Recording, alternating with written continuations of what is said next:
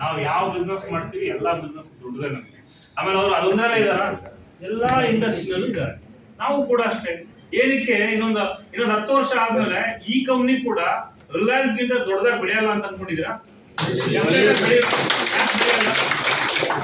ಅಲ್ವಾ? ಕೋವಿಡ್ ಗಿಂತ ಮುಂಚೆ ಅದಾನಿ ಅಂದ್ರೆ ಯಾರು ಹೆಡ್ ಅಂತ ಗೊತ್ತಿತ್ತು ನಿಮ್ಗೆ? ಗೊತ್ತಿರಲಿಲ್ಲ. ಇವಾಗ ಅದಾನಿ ಯಾರಿಗೆ ಗೊತ್ತಿಲ್ಲ ಅಲ್ವಾ? ಅಂದ್ರೆ ಎಲ್ಲರಿಗೂ ಟೈಮ್ ಬರುತ್ತೆ. ಇವತ್ತು ಬಿಸ್ನೆಸ್ ಅನ್ನ ನಾವು ಎಸ್ಟಾಬ್ಲಿಷ್ಮೆಂಟ್ ಮಾಡ್ತಾ ಇದೀವಿ. ಒಂದೊಂದೇ ಆಡ್ ಆನ್ ಮಾಡ್ತಿದೀವಿ. ಯಾವ್ದನ್ನ ಮಾಡ್ತಿದೀವಿ? ಜನಗಳಿಗೆ ಅವಶ್ಯಕತೆ ಇರೋದನ್ನ ಮಾಡ್ತಾ ಇದೀವಿ.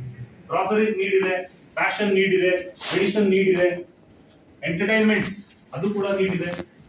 ಇದೆಲ್ಲನೂ ಕೂಡ ಒಬ್ಬ ಮನುಷ್ಯನ್ ಬೇಕಾಗಿರೋಂಥದ್ದು. ನೀವು ಪ್ರತಿಯೊಬ್ಬ ಖರ್ಚು ಮಾಡೋದ್ರ ಮೇಲೆ ನಿಮ್ಗೆ ಇನ್ಕಮ್ ಸಿಗ್ತಾ ಇದೆ ಅಂತ ಹೇಳಿದ್ರೆ ಅದೇ ಒಂದು ಬ್ಯೂಟಿಫುಲ್ ಇಂಡಸ್ಟ್ರಿ. ಅದ್ರ ಜೊತೆಗೆ ಇದೆಲ್ಲ ನಿಮ್ಗೆ ಬ್ಯಾಕಪ್ ಮಾಡ್ಕೊಡ್ತಾ ಇದೀವಿ. ಯಾರಿದ್ರು ಇಲ್ದಿದ್ರು ಈ ಕಂಪ್ನಿ ತುಂಬಾ ಸ್ಟ್ರಾಂಗ್ ಆಗಿ ನಿಂತ್ಕೊಳ್ಳುತ್ತೆ, ತುಂಬಾ ದೊಡ್ಡ ಮಟ್ಟಕ್ಕೆ ಬೆಳ್ಕೊಂಡು ಹೋಗುತ್ತೆ.